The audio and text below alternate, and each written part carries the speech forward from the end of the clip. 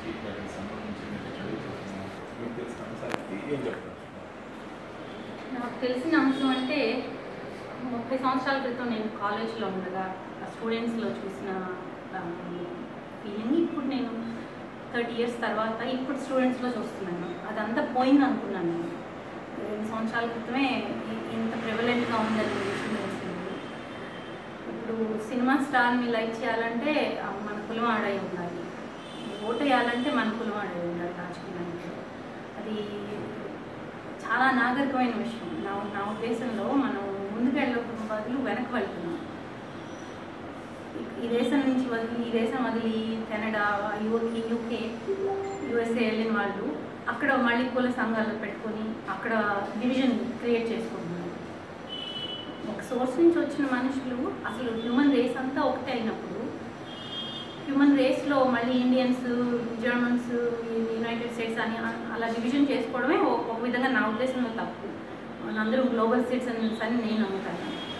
అది కాకుండా ఒక నేషన్లో మళ్ళీ స్టేట్స్, ఆ స్టేట్స్లో మతాలు ఉన్నాయి. ఆ మతాల్లో మళ్ళీ ఒక మతంలో 1,00,000 కులాలు ఉన్నాయి. ఇప్పుడు నాకైతే ఎంతమంది మనుషులు ఉన్నారో అన్ని కులాలు ఉన్నాయి అనిపిస్తుంది ఇప్పుడు పరిస్థితి చూస్తే.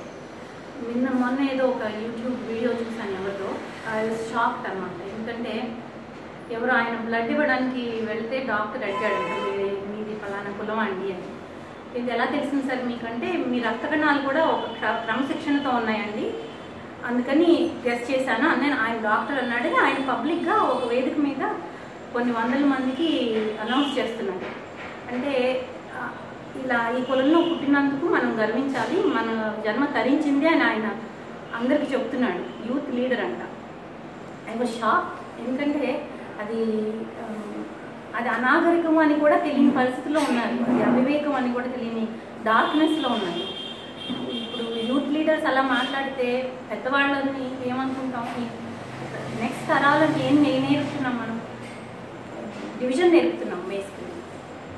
దేశాన్ని వదిలేసి రాష్ట్రాలు విభజించుకుని రాష్ట్రాల్లో మళ్ళీ ప్రతికూలం వేరే అనుకుంటే ఇక్కడ నుంచి వెళ్ళి వేరే దేశాల్లో వెళ్ళి అక్కడ మళ్ళీ డివిజన్ చేస్తున్నాం.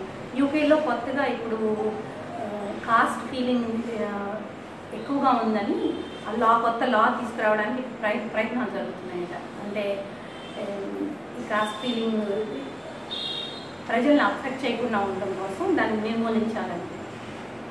అంటే యూకే దాకా వెళ్ళి మన వాళ్ళు దాన్ని గవర్నమెంట్ దృష్టికి తీసుకొచ్చారంటే ఎంత హాస్యాస్పదంగా ఉంది అది. కుల వ్యవస్థ అంటే ఇది లాఫబుల్ మ్యాటర్ నాకైతే. మీరు అన్నట్లు ఎప్పుడో ఒక టైంలో వర్ణాలు కులం చేసుకోవడం కోసం పెట్టారు అనుకుందాం. అది జరిగి 2000 సంవత్సరాలు అయింది. ఇప్పుడేం అవసరం ఉందండి? దానికి అవసరం ఏముంది? అసలు కుల వ్యవస్థ ఉండాల్సిన అవసరం ఏముంది? దీన్ని ప్రపంచం అంతా తీసుకెళ్ళి స్ప్రెడ్ చేయాల్సిన అవసరం ఏముంది? అది అనాగరికం అనే విషయం తెలియనంత చీకట్లో ఉన్నామంటే. మానవ జాతి మొత్తం ఒకే దగ్గర నుంచి, అంటే ఒకే చోట నుంచి డెవలప్ అయింది అనుకుంటున్నారా? అంటే కులాలు ఉండకూడదు, ఉండే అవకాశం లేదని ఎలా చెప్తారు? మానవ జాతి అంతా ఆఫ్రికాలో ఇవాల్వ్ అయింది. మొదటి మానవుడి తర్వాత వచ్చిన వాళ్ళంతా ఆఫ్రికాలో ఇవాల్వ్ అయ్యారు. కొద్ది కాలంలో అక్కడి నుంచి బయలుదేరి మిగతా దేశాలకు, మిగతా నేషన్స్కి చేరారు. అబౌట్ 35,000 years ago ఇండియా వచ్చారు. ఆ టైంలో అప్పటికి అందరూ ఆఫ్రికన్సే, మనం అందరం ఆఫ్రికన్స్, మన పూర్వీకులు ఆఫ్రికన్సే. అక్కడ నుంచి వచ్చి ఇక్కడ ఒక దేశం సృష్టించుకున్నాము. ఇక్కడ మళ్ళీ దేశంలో రాష్ట్రాలు సృష్టించుకున్నాము. మతాలు వచ్చినాయి. మతాల్లో మళ్ళీ ఒక హిందూ మతంలోనే 1,00,000 కులాలు సృష్టించుకున్నాము. అసలు హ్యూమన్ రేస్ అంతా ఒకటే అయినప్పుడు ఇంత డివిజన్ అసలు ఎంత హాస్యాస్పదంగా ఉంది వినడానికి, ఎంత అనాగరికంగా ఉంది. ఎవరికైనా వేరే దేశాల వాళ్ళకి చెప్పుకోవాలంటే నాకైతే పడదగిన విషయం అది. I feel ashamed that we are so regressive. అందరూ ఒకే చోట నుంచి వచ్చారు, ఒకే జాతి అని ఎలా చెప్పగలుగుతున్నారు? సైన్స్ ప్రూవ్ చేసిందండి. సైన్స్ 200,000 సంవత్సరాల క్రితం, 200,000 years ago, అంత వెనక్కి సైన్స్, ఆర్కియాలజీ డిపార్ట్మెంట్, మన ఆంథ్రోపాలజీ ట్రేస్ చేసింది హ్యూమన్ రిమైన్స్ని బట్టి. 200,000 సంవత్సరాల క్రితం మనిషి ఆఫ్రికాలో నిటారుగా నిలబడిన మనిషి, హోమో ఎరెక్టస్ అనే జాతి మనిషి ఆఫ్రికాలో మొదటి పుట్టాడు, అక్కడ ఇవాల్వ్ అయ్యి అక్కడ నుంచి ప్రయాణం చేశాడని సైన్స్ నిరూపించింది. చాలా ఆధారాలు ఉన్నాయి దానికి. అది నేను చెప్తున్న మాట కాదు. దాదాపు 80,000 సంవత్సరాల క్రితం మోడర్న్ హ్యూమన్, ఇప్పుడు మనం ఎలా ఉన్నామో అచ్చం అలాగే ఉన్న మనిషి ఆఫ్రికా నుంచి బయలుదేరి బయటకి వచ్చాడు, వేరే దేశాలకు వెళ్ళాడు. యూరప్, ఇటువైపు central Asia, middle east, Australia అన్నీ చేరాడు. నేషన్స్ ఫామ్ చేసుకున్నాము ఒకప్పుడు. కులాలు చేసుకోవాల్సిన అవసరం ఏమొచ్చిందండి?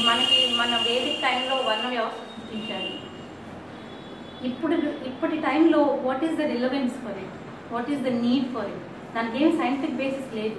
ఆ మధ్యన ఎవరో మా కులం గొప్పది, ఈ కులంలో పుట్టడం అదృష్టం, జన్మతః వచ్చిన అదృష్టం, అలాగే ఈ కులంలో పుట్టారంటే వాళ్ళేదో వాళ్ళ రక్తంలో, వాళ్ళ డిఎన్ఏలో, వాళ్ళ జీన్స్లో ఏదో గొప్పదనం ఉంది అని ఒక క్లెయిమ్ చేశారు.